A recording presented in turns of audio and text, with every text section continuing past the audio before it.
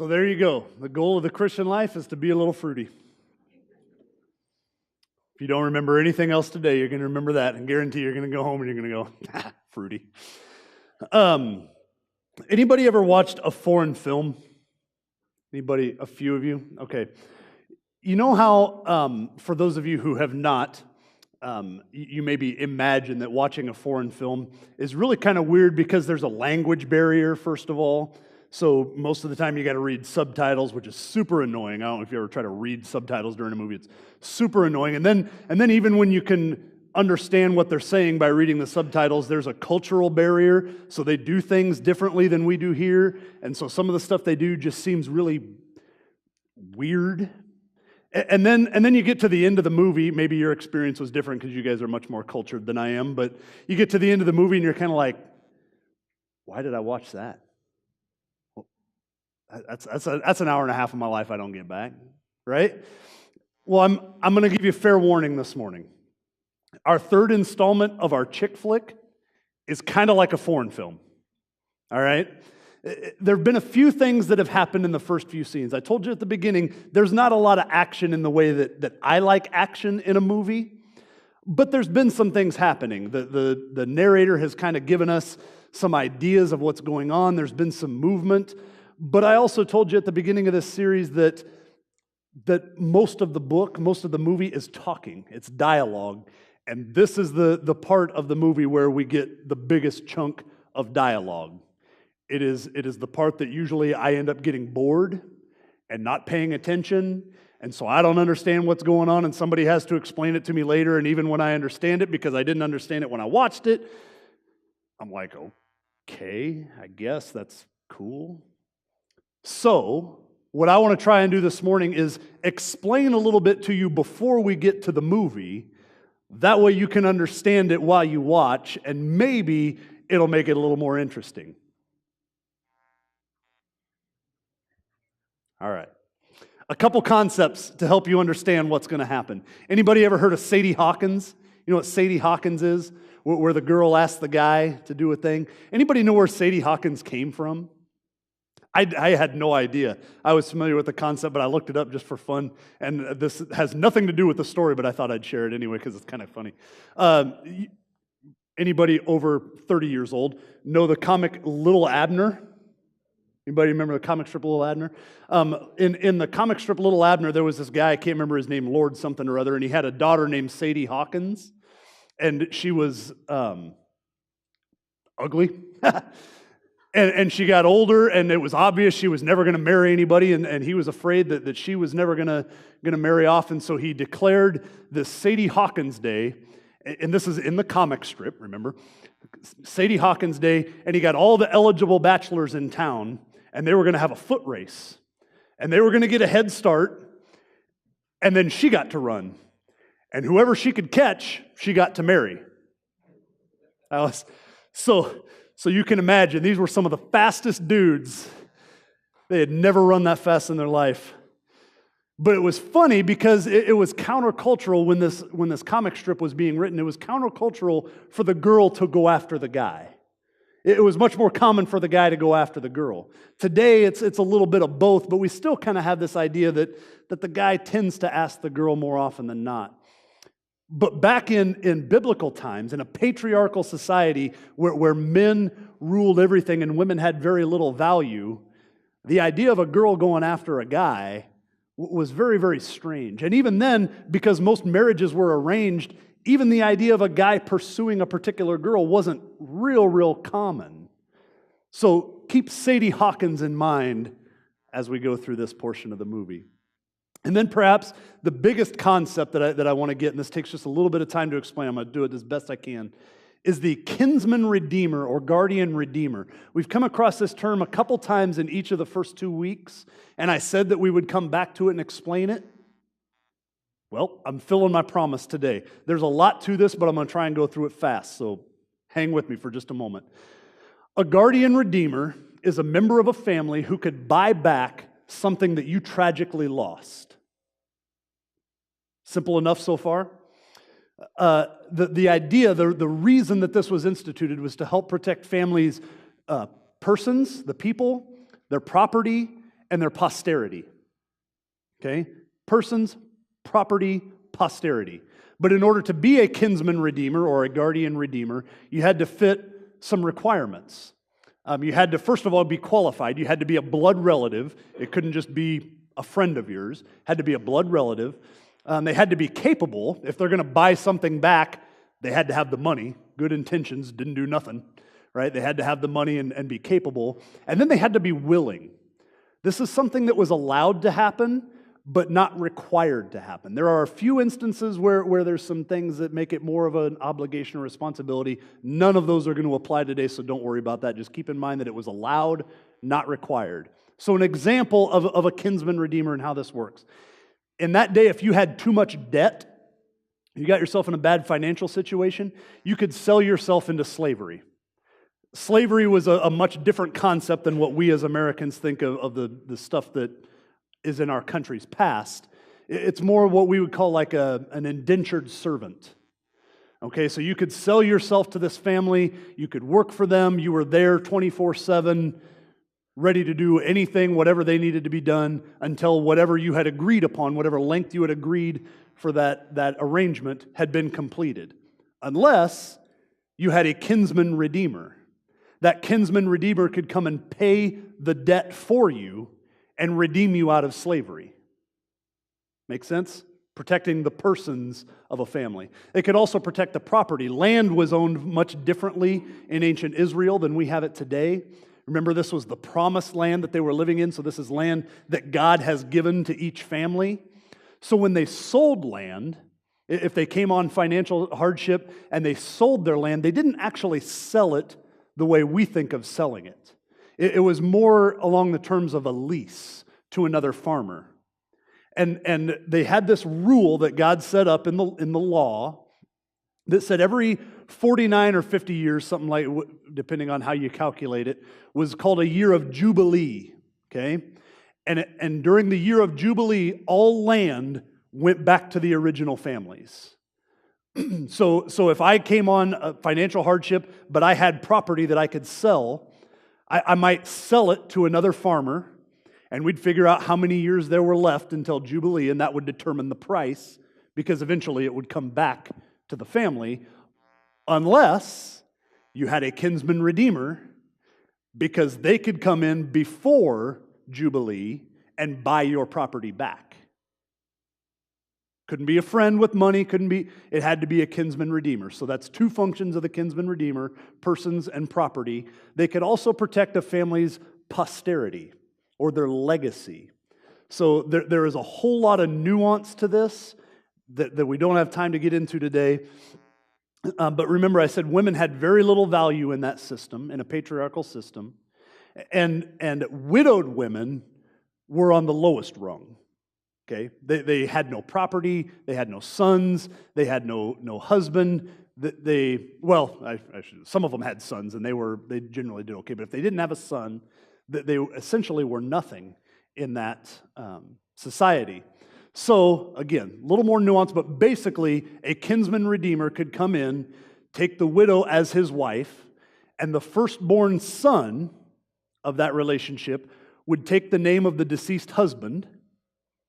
And that's how that portion of the family would continue, and then the rest of the children would belong to the kinsman redeemer. So that first child would get all the inheritance that they would have gotten from the deceased father. Does that kind of make sense? Following a little bit? So a kinsman redeemer can protect the persons, the property, and the posterity of a family. And Sadie Hawkins would have been a pretty foreign concept to them. Keep those things in mind as we go through this. Again, we'll try and explain as we go along. This is a really confusing portion, but we're going to try and go through this together. So let's jump into the story. If you have a Bible with you, we're in the book of Ruth. The easiest way to find it is to go to the table of contents because it is a really small little chick flick. That's why we're calling it chick flick. It's the 8th book of the Bible. You can, if you want to flip and find it. We have some Bibles in the back. If you don't have a Bible of your own, feel free to grab one of those. We'd love for you to have one. We will have some things on the screen as well. While you're finding that, I want to remind you, I don't have time to recap the entire first 2 weeks, but both of those are online. You can go to CrossBridgeLincoln.org and check out the first 2 major portions of our movie. But basically what's been going on, we have two kind of main characters, two main women, Ruth and Naomi. They're both widows. They're both childless. Ruth is the younger one. She's the daughter-in-law of Naomi. She's been out working in the field of a man named Boaz. And she seems to have the favor of Boaz so far in the story. From where we left off last week, about 7 weeks have passed.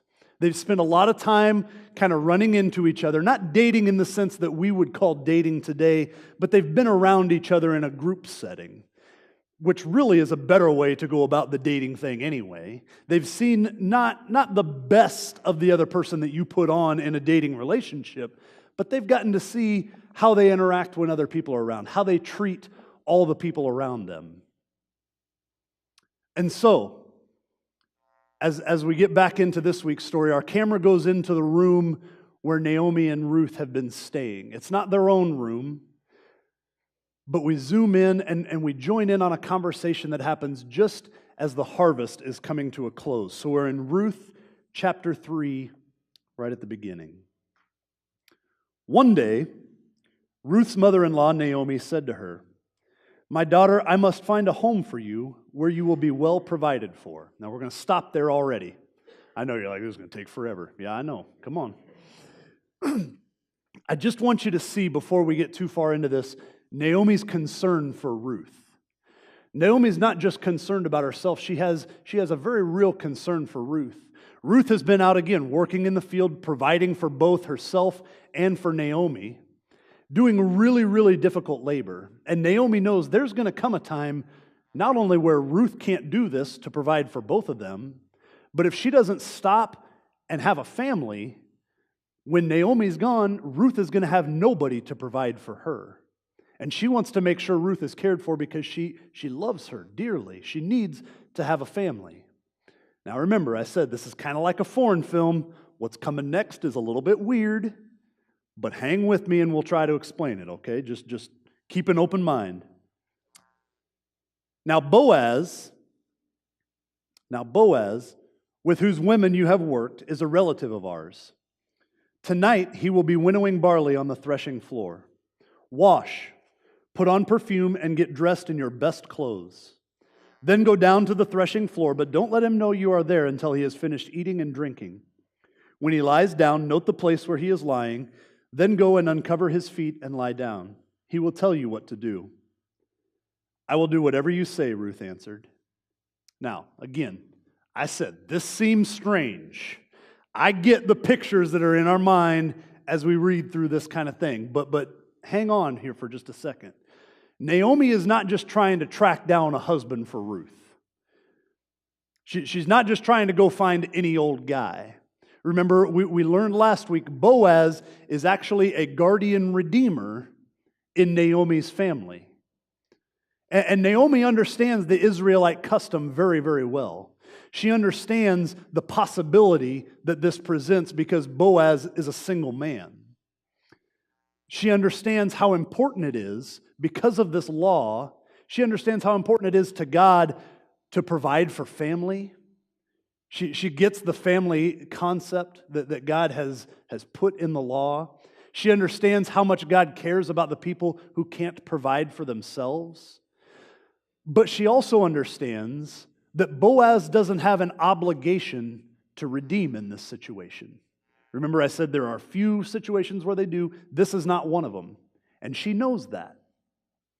She also knows, as we learned in the first installment of Chick Flick, that Ruth is a Moabite, a foreigner, which makes it much less likely that she will marry in Israel. So Naomi does her best to try to set up Ruth for success within her own family, within their own customs, and within their own law. She's trying to do this the right way. And Naomi knows how to get the guy's attention, right? Right? She tells Ruth to make herself smell good. Something we don't think about in our culture, but they couldn't just hop in the shower. Taking a bath was kind of a big deal. And she says, go get cleaned up and put on some perfume and smell good. And then she says to get dressed up, pick out your best garment. They're poor, they probably don't have much, but you're going to pick out the best one. because guys are a little bit visual creatures. So you're going to make yourself look nice. And then, single ladies, pay attention right here. Leave him alone while he's eating. Whew. She knows. Naomi knows, all right? But then we get to the odd part, the part that doesn't make sense. She says, uncover his feet and lie down, and he'll tell you what to do. Now, in our mind, I know where we go with this, all right? And a lot of what I read seems to suggest that this is somewhat sexually provocative, that they're trying to get Boaz to do something that would obligate him to marriage. Here's the problem. Up to this point in the story, we haven't seen that kind of character from Ruth and Naomi. They're not conniving, they're not sly, they're not trying to trick anybody. They seem to be going about things the right way, so I have a hard time accepting that. I have a hard time seeing that that's what they're doing. I don't think that's what's happening. What I think is happening, and I've seen this in some of the other literature that I read trying to prepare for this morning, is that this is a sign of submission. This is like a servant who goes in to lie at the feet of their master, to be ready at a moment's notice to take care of whatever that master needs. Now, you don't often see this with men and women, but you do see it in master-servant relationships all throughout ancient literature.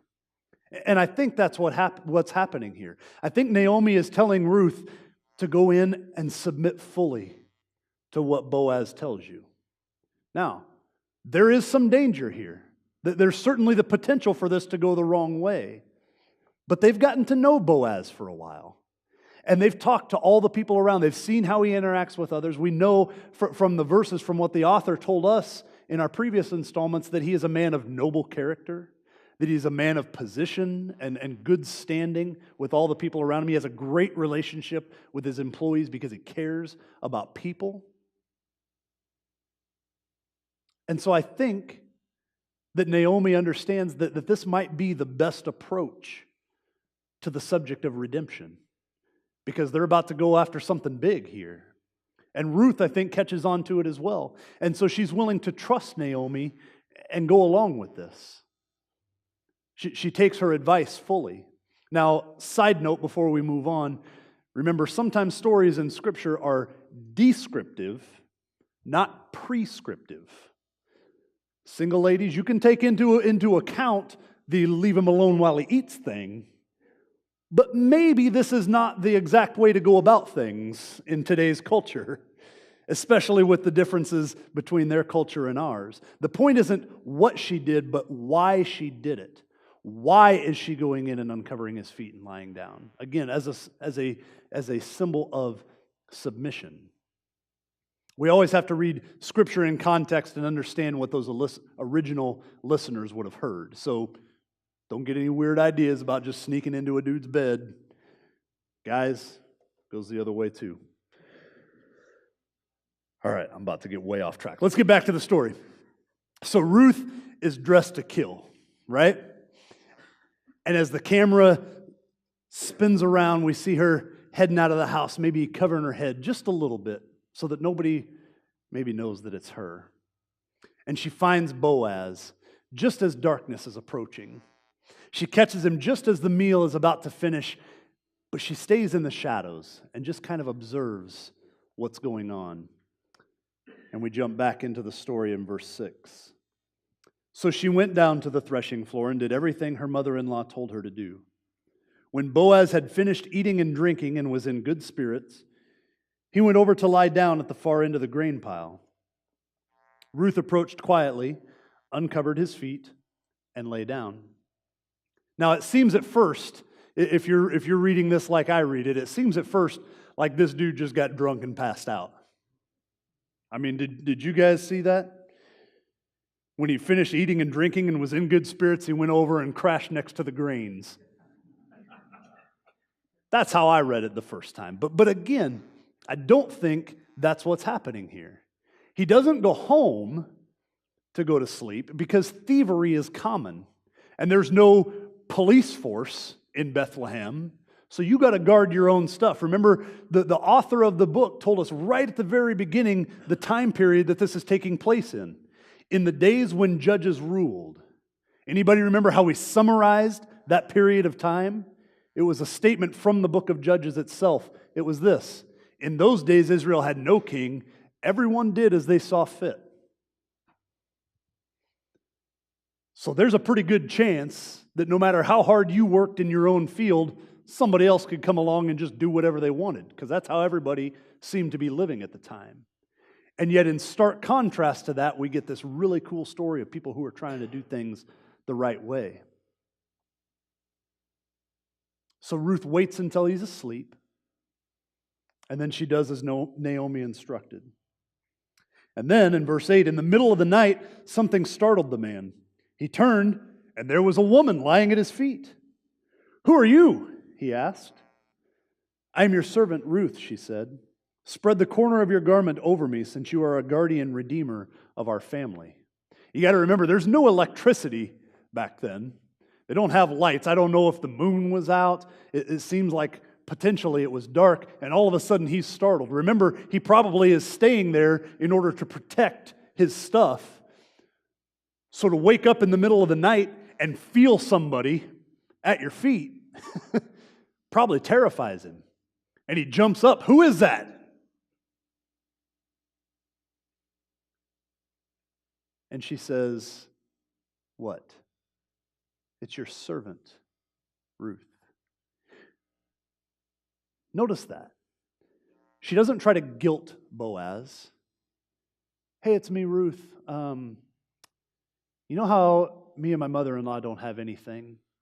You know how we're poor and our husbands have died and you're kind of a guardian redeemer?" She doesn't try to guilt him.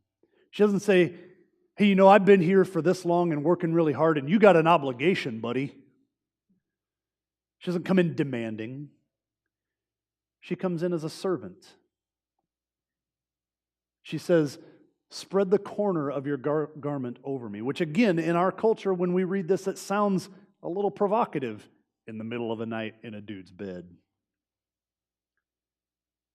But there's an author by the name of Leon Morris. He notes that this is a common thing in an ancient Arab symbol. It even in some modern Arab countries is something they do when somebody takes a widow to be their wife. They spread the corner of a skirt over them to show protection. It's actually the same phrase that gets used in another part of the Bible by the prophet Ezekiel when God is speaking to Israel. It says, this is God speaking to the nation of Israel. It says, "Later I passed by, and when I looked at you and saw that you were old enough for love, I spread the corner of my garment over you and covered your naked body." This is a gesture of protection and provision. It's not about sexual intimacy. It also reminds the reader of Boaz from last week. Remember when Ruth asked, "Why have I found favor in your eyes?" And Boaz said this to Ruth, "May the Lord repay you for what you have done. May you be richly rewarded by the Lord, the God of Israel, under whose wings you have come to take refuge." That word wing and garment are actually the same word in the original language. It's as if Ruth is saying to Boaz, if you truly believe that I am under God's protection, then let Him work through you to provide for me and protect me. I'm part of your family. If God is doing this for me, let Him use you. We might say today, be His hands and feet. And let's see that you really believe God is at work. And as you can imagine, Boaz recognizes what she's asking. And that's quite a thing to wake up to in the middle of the night. And so I imagine that he takes kind of just a moment and maybe rubs his eyes, and his eyes by this point have started to adjust to the darkness. And then he sees her. Now again, we don't know anything of her appearance, but now she's cleaned up. Remember, he's been seeing her out in the field where she's working and sweating and toiling, and now she's cleaned up and she smells good. And he thinks for just a moment. And then he responds.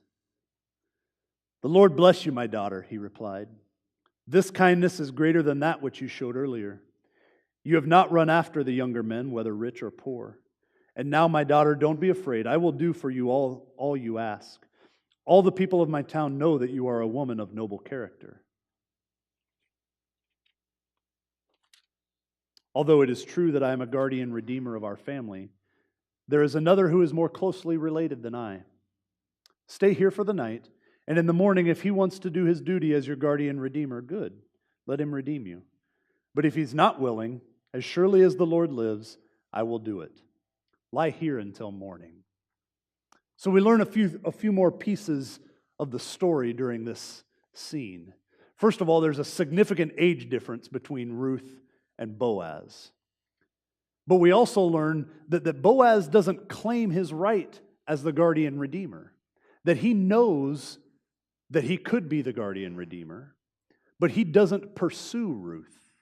He waits to see what she desires.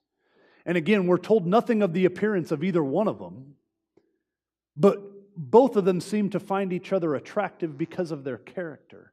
We're told over and over how virtuous and noble they are. Even here, when Boaz says, the whole town knows that you're a woman of noble character, that you're virtuous. And because of his character, Boaz points out a potential problem. There's another person who has the right to do this that's first in line before me. And if we're going to do this, we're going to do it right. Because remember, redemption was allowed but not required. So he said, if we're going to do this, we're going to go about it the right way. So just go ahead and lie down, and we'll figure it out in the morning. So she lay at his feet until morning, but got up before anyone could be recognized, and he said, no one must know that a woman came to the threshing floor. He also said, bring me the shawl you are wearing and hold it out. When she did so, he poured into it 6 measures of barley and placed the bundle on her. Then he went back to town. Again, kind of seems a bit shady when you just look at it on the surface. I don't think they're trying to hide something here as much as Boaz wants to be the one to tell the other kinsmen. And that'll become clear when we look at the next chapter and we see that Boaz's wheels are already turning. He's already got a plan about how he wants to go about this. And it's a pretty good plan. You'll want to see it next week. But he sends Ruth home. He doesn't send her home empty-handed. He sends her home with some food, once again, because he's been taking care of her for this entire time. And some people have suggested that maybe this is kind of a dowry. If you're not familiar with that custom, it's where one family would pay the family of the bride for the right to marry the daughter. Okay? It's very simplistic, but kind of the idea. And so this may or may not have been a dowry, but it's certainly possible that Naomi would have seen it that way. And you can imagine she's been waiting the entire night. She knows that something is going to happen. She just doesn't know what. So I don't even know that Naomi's been to sleep yet. But the camera goes back to the room, and you can see that she's already up in the morning, whether she's slept or not, and she's looking. She's waiting for Naomi to come home. And the longer it takes to come home, the more anxious she gets. Finally, she sees Ruth making her way back with something in her possession. And so, when Ruth came to her mother-in-law, Naomi asked, "How did it go, my daughter?" Then she told her everything Boaz had done for her and added, "He gave me these 6 measures of barley, saying, 'Don't go back to your mother-in-law empty-handed.'" Then Naomi said, "Wait, my daughter, until you find out what happens, for the man will not rest until the matter is settled today." Again, she may have seen this as a sort of dowry. Naomi gets what's going on. This guy wants to marry you, Ruth. He ain't going to let this go. You just wait. And we're left with a bit of a cliffhanger from this scene. We know Ruth is going to get married. But which one is it going to be? This younger, closer Kinsman-Redeemer? Or Boaz, the one she's got her eye on? And we'll find out next week. For this week, I struggled to figure out what to say about this weird story. There are a lot of cultural differences, so it's tough to find a direct correlation to something that we can apply today.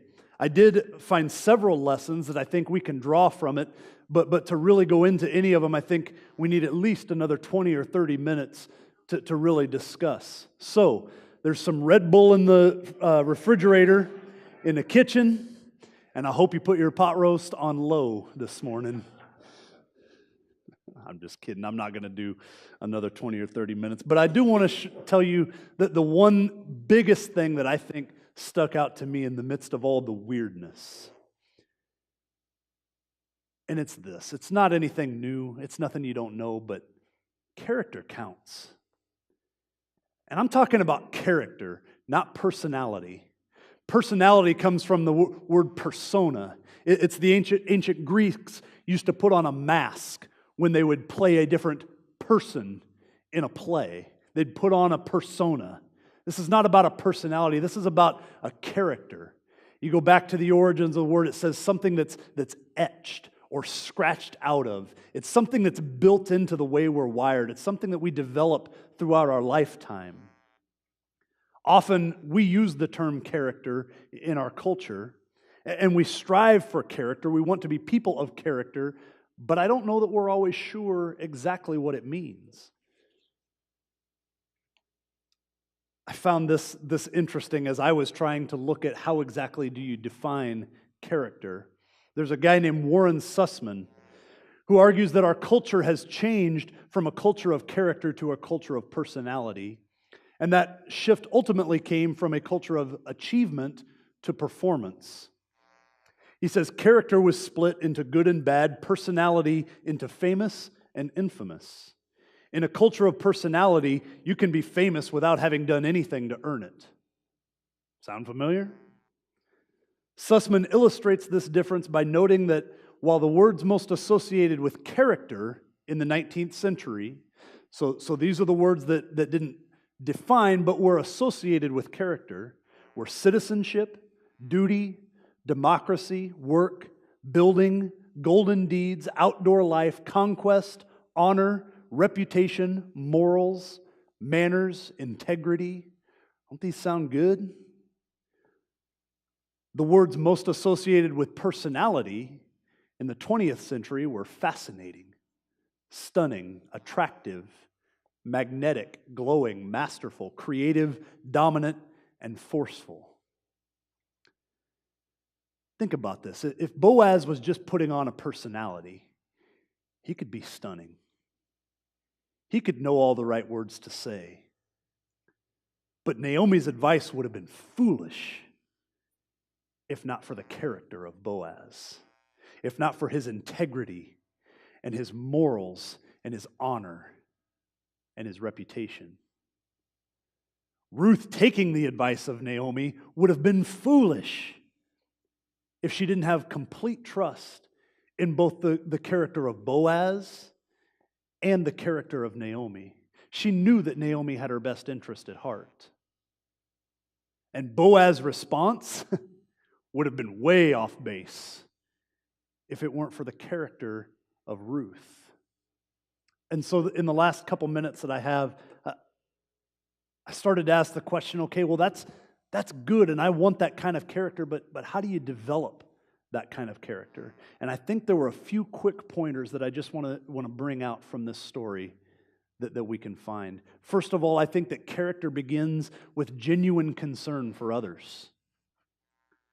I think Naomi very much appreciates what Ruth has done for her, but she's not willing to sit aside and let Ruth continue to do it, knowing that that's not going to be what's best for Ruth in the long run.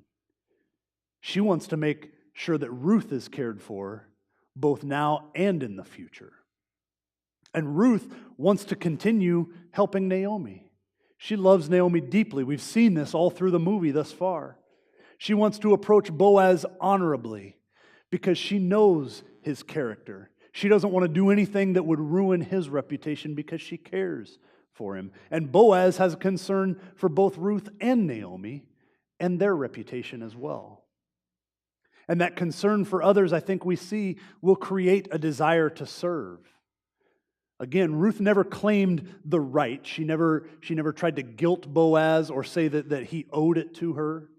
She showed humility. Naomi served Ruth with her experience. There's not a lot I can do for you here, but let me tell you how to do this the right way. And she gave her the advice. She told her how to go about this. And Boaz has done very much, as we've seen in the last couple scenes, to take care of Ruth and Naomi. Something that in our 21st century we refer to as servant leadership. That he absolutely has every right and every position of power to be able to do what he wants, and yet he uses his power not for his own gain, but to make sure he's supporting those around him and make sure that others are taken care of. And then the last thing I think that we see about character, there's probably more, but the last thing that I pulled out about character in this story is that character doesn't cut corners. Boaz certainly could have taken the easy way. There were options along the way for things that could have been done differently. But character is rarely developed when circumstances are easy. Paul actually writes about this in a letter to the Christians in Rome when he says, not only so, referring to what he's just written before, but we also glory in our sufferings when things are difficult, because we know that suffering produces perseverance. And when we persevere, it produces character, and that character gives us hope. Boaz gets, if it's worth doing right. If we're going to do this, let's do it the right way. What attitude do you choose when circumstances get tough? Do you press on and persevere? Because Paul told us that's going to build character. And that character is going to be what gives us our hope. Just like the characters in this story had a hope in a God whose character we're trying to imitate. We on this side of the cross, however, know that our hope comes from a God who is willing to give everything for us. That his character was so great that he endured extreme circumstances to be able to restore a relationship with us because of his genuine concern. Because he came not as God and said, do this, but he came as a servant who showed us how to love, showed us how to go through these difficult circumstances, and taught us not to cut corners. He set that example of character for us and suffered willingly for the ultimate hope that we could be redeemed or bought back. But he knew that his disciples were going to have a hard time understanding this. He knew that once they saw him executed, it was going to be real hard to find any hope. And so he gave them a ceremony. The last night that he ate with them, he took bread and broke it and said, "This is my body broken for you. Every time you eat together, remember me." He wanted them to remember the price that had to be paid to redeem them. And then he took a cup and said, "This is my blood poured out for the sins of many. When you drink together, remember me." And it wouldn't make much sense. And they would watch him die the next day. And all hope would be lost. But then just a few short days later, they'd find an empty tomb. And they'd wonder what happened. And then they'd see him, and he'd talk to them, and he'd have breakfast with them, and he'd show them the holes in his hands. And they'd realize he is the only one who could redeem. And they would take that ceremony and they would continually remind each other in the face of ridiculous hardship that this is why we are here. And we'll have the opportunity to participate in that ceremony this morning to remind us of why we're here. But before we do that, I just want you to think for a moment. If you're in a place where you have never grasped that hope, where you've never understood how much this God loves you, I want to tell you this morning, He's given everything for you.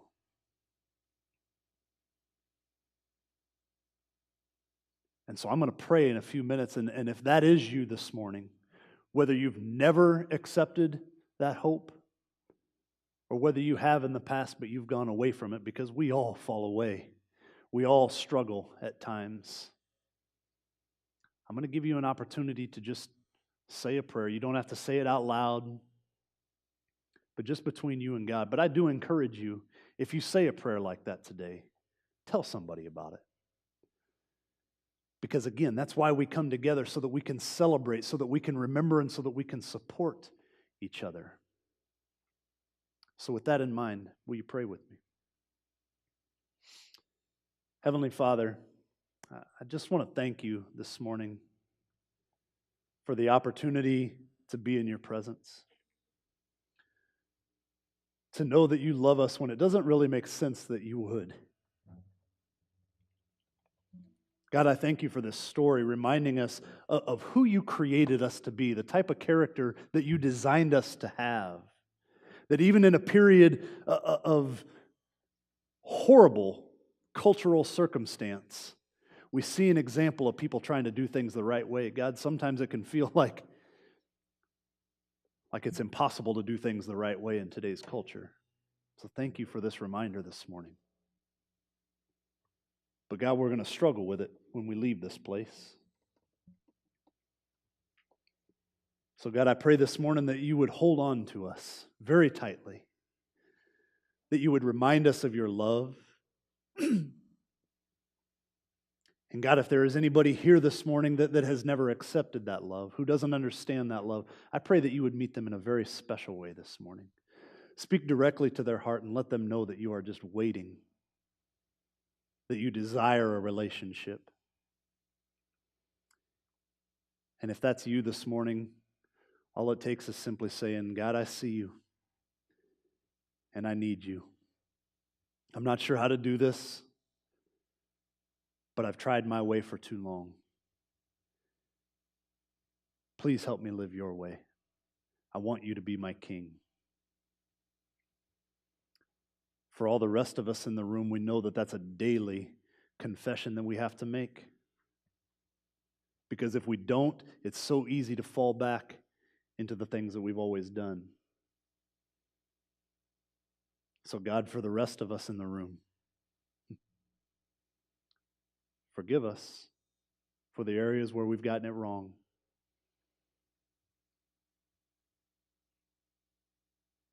God, thank you so much for welcoming us into your arms. Thank you for your sacrifice, for your example of love and of character. In Jesus' name, amen.